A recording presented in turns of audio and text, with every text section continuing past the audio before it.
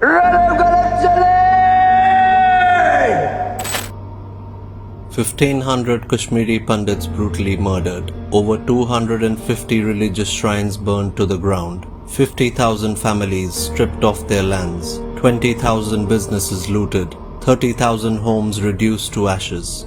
19th January 1990, the darkest day in Kashmir's history. Forced out at gunpoint, a once thriving community with more than 5,000 years of evidenced history and roots linked with Kashmir became refugees in their own country overnight. However, this wasn't an overnight tragedy. The gruesome killings of Kashmiri Hindus commenced over 30 years ago, sparked by the cold-blooded murder of Pandit Tiklal Taplu, a prominent lawyer and a BJP leader, on September 14, 1989 by JKLF terrorists. His death triggered a macabre chain of targeted assassinations of Kashmiri Pandit leaders as terrorists rejoiced in tallying their victims. Retired District and Session Judge Pandit Neelkant Kanju, Director Doordarshan Pandit Lasakol, Satish Tikku and numerous others, all savagely murdered. The objective: to erase the entire Kashmiri Pandit community from the land. After individual killings, the mass massacre of Hindus started, which frightened the leftover families living in different parts of Kashmir. During the cold midnight of January 19, 1990, defamatory, disgusting, spine-chilling and derogatory threats echoed from the mosque loudspeakers, provoking Muslims to the streets. The valley resonated with provocative slogans, sending a sinister ultimatum to Hindus: Relive, Saliv, Galiv.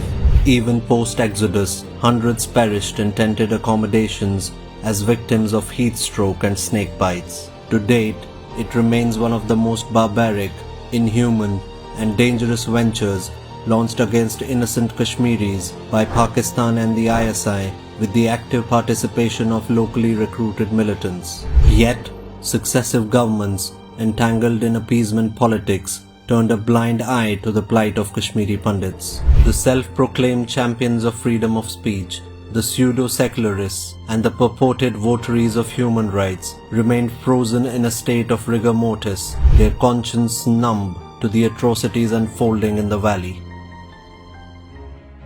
In 2019, the Modi government, with a stroke of determination, revoked the controversial Article 370, shattering the chains that had kept Kashmir in isolation. The integration of Kashmir with the rest of India marked a watershed moment in the Pandit community's struggle for justice. As the dust settled on the political landscape, a new chapter emerged, a chapter of resilience and rebirth. Over 3,800 migrant KP candidates, like phoenixes rising from the ashes, have returned to their homeland in the last few years for a new beginning under the PM package jobs. The Modi government, recognizing the hardships faced by the returning migrants, extended a helping hand. Incentives akin to lifelines were offered: 7.5 lakh rupees for house repairs, 2 lakh rupees for dilapidated houses, and 7.5 lakh rupees for purchasing or constructing homes in group housing societies. For those who sold their properties between 1989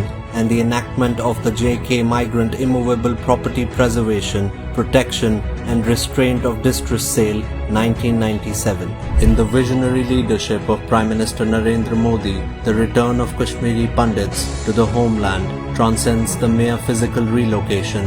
It is a poignant act of reclaiming lost narratives. With each step back into the bosom of Kashmir, the Kashmiri Pandits have embarked on a journey of rebuilding not just their lives but also the very fabric of Kashmiriyat.